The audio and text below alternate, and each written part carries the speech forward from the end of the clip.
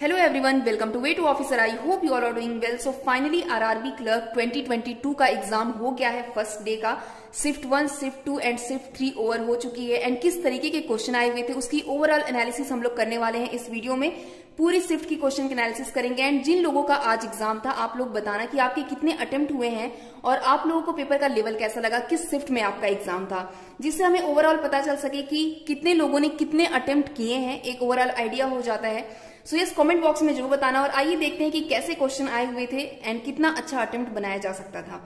आगे आने वाले शिफ्ट में जिनके भी एग्जाम्स होने हैं उनके लिए बहुत ही अच्छा ऑफर है, क्योंकि आपको मॉक टेस्ट चाहिए ही होगा अपने प्रिपरेशन के लिए। सो टेक्स्ट बुक पर काफी अच्छा ऑफर चल रहा है। 14 महीने का पास, 14 मंथ का पास आपको सिर्फ 400 में मिल रहा है और अगर आप मेरा कूपन कोड WAIT10 यूज करोगे तो एक्स्ट्रा 20% का डिस्काउंट आपको मिल जाएगा। इन सभी का लिंक मैं आपको डिस्क्रिप्शन बॉक्स में दे दूंगी। और एक मॉक टेस्ट का होना आपके पास कितना जरूरी है आपको पता है कि मॉक टेस्ट अगर आपने अच्छे से दिया हुआ है, उसकी प्रॉपर एनालिसिस की हुई है आपने, तो आपके अटेम्प्ट काफी अच्छे हो सकते हैं, काफी अच्छा आप स्कोर कर सकते हो एग्जाम में।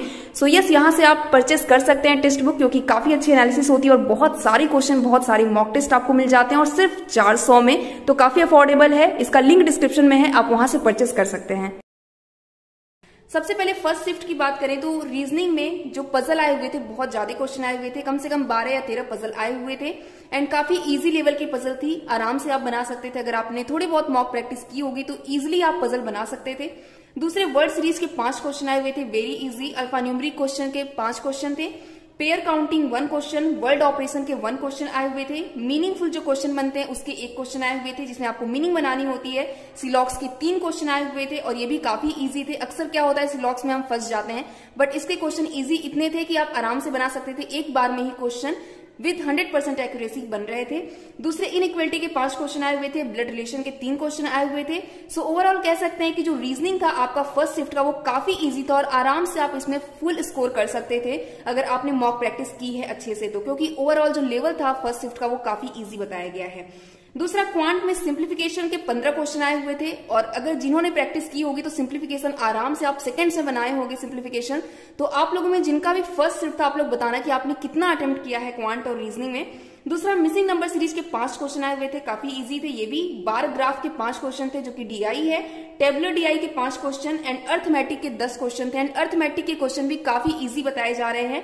जिन्होंने अर्थमेटिक अच्छे से पढ़ी हुई है, जिनको बेसिक नॉलेज है, वो आराम से 10 क्वेश्चन पूरे बना लिए होंगे। सो अगर आपने 75 प्लस अटेम्प्ट किया हुआ है फर्स्ट शिफ्ट में तो आपका अटेम्प्ट काफी अच्छा है, क्योंकि ओवरऑल जो पेपर बताया गया है वो काफी इजी बताया गया है और इसमें अगर आपने 75 प्लस किया है तो आपने काफी अच्छा अटेम्प्ट किया है। अगर उससे कम किया है तो कहीं ना कहीं थोड़ा सा डाउट है, आपको यहाँ पर 75 प्लस तो करना ही चाहिए था, क्योंकि ओवरऑल पेपर इजी आया हुआ था। सेकेंड शिफ्ट की बात करें तो सेकेंड शिफ्ट में रीजनिंग में अगर देखें, स्क्वायर बेस्ड सीटिंग अरेंजमेंट आए हुए थे जिसके 5 क्वेश्चन थे। दूसरा, डे बेस्ड पजल आई हुई थी 5 क्वेश्चन। तीसरा था मंथ बेस्ड पजल के 5 क्वेश्चन थे। फिर डायरेक्शन एंड डिस्टेंस के 3 क्वेश्चन आए थे। लेटर बेस्ड के 1 क्वेश्चन आए हुए थे। अल्फा न्यूमरिक सीरीज जो होती है उसके 5 क्वेश्चन आए हुए थे। सिलॉक्स के हमारे 5 क्वेश्चन थे जो कि बहुत ही कहीं ना कहीं ये मॉडरेट था। ये जो सेकंड शिफ्ट आई थी वो फर्स्ट शिफ्ट के कंपेयर में मॉडरेट कही जाएगी।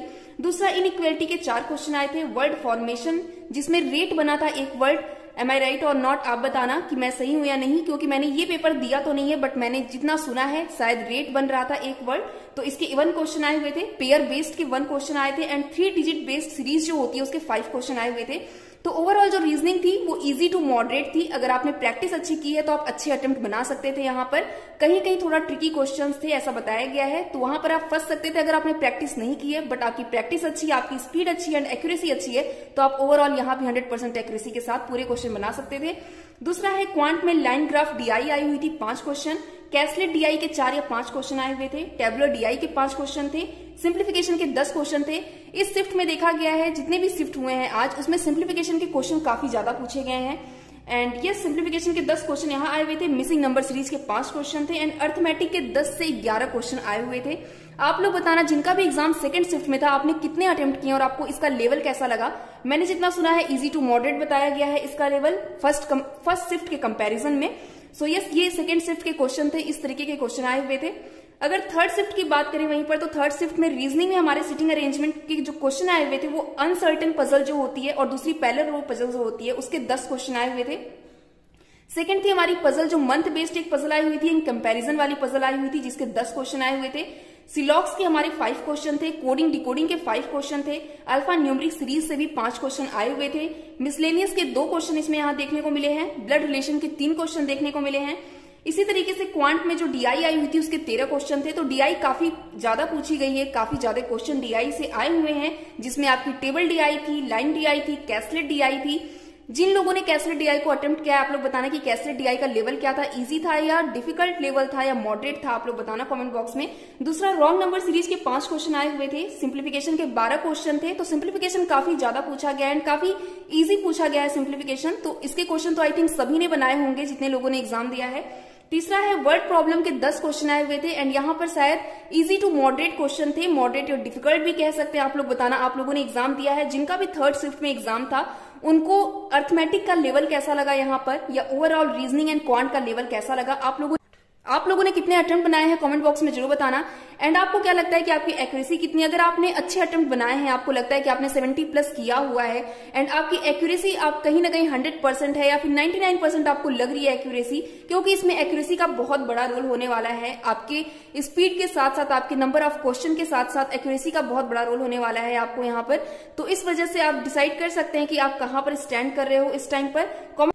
आगे आने वाले दिनों में जिनका भी आरआरबी क्लर्क का एग्जाम है, आपको इससे एक प्रॉपर आइडिया मिल सकता है कि किन चीजों पर आपको फोकस करना है, किन चीजों पर नहीं करना है। अगर इस प्रॉपर पूरी एनालिसिस की बात करें तो मुझे लगता है कि आपको सारी चीजों पर फोकस करना है, क्योंकि हर टॉपिक से क्वेश्चन आए हुए हैं। बट हाँ, कुछ चीजों को आपको ध्यान में रखना है, जैसे कि पजल बहुत सारे पूछे गए हैं, डीआईज बहुत सारी पूछी गई हैं, तो उन चीजों पर आपको अपनी कमांड बनानी है। दूसरा, आपको स्पीड का बहुत ध्यान रखना है, प्लस एक्यूरेसी का। अगर स्पीड एक्यूरेसी है तो आप कहीं ना कहीं क्वेश्चन बना ले जाओगे अच्छे खासे। अटेम्प्ट तो सभी कर लेते हैं, बट कहीं ना कहीं एक्यूरेसी थोड़ी डाउन होती है, वहीं से आगे पीछे रह जाते हैं। तो अगर आपने मॉक लगाया हुआ है तो अपनी एक्यूरेसी पर यहाँ पर ध्यान दीजिए, दूसरी स्पीड पर ध्यान दीजिए। स्पीड का यहाँ पर होना बहुत इंपॉर्टेंट है अगर आप आरआरबी क्लर्क को दे रहे हो तो। एंड यस, इस तरीके से हम लोग आगे सीख सकते हैं कि आगे किस तरीके से हमें एग्जाम को टैकल करना है, जो आगे आने वाले एग्जाम्स हैं, जिनका भी आगे शिफ्ट है, पेपर है। इस तरीके की पूरी ओवरऑल एनालिसिस थी हमारी आज की, इजी टू मॉडरेट कह सकते हैं आज का पेपर। एंड यस, देखते हैं लोगों ने कितने अटेम्प्ट किए हैं कमेंट बॉक्स में। मिलते हैं नेक्स्ट वीडियो में एक अच्छी इन्फॉर्मेशन के साथ, तब तक अपना ख्याल रखिए, खुश रहिए, पढ़ते रहिए, बेस्ट ऑफ लक।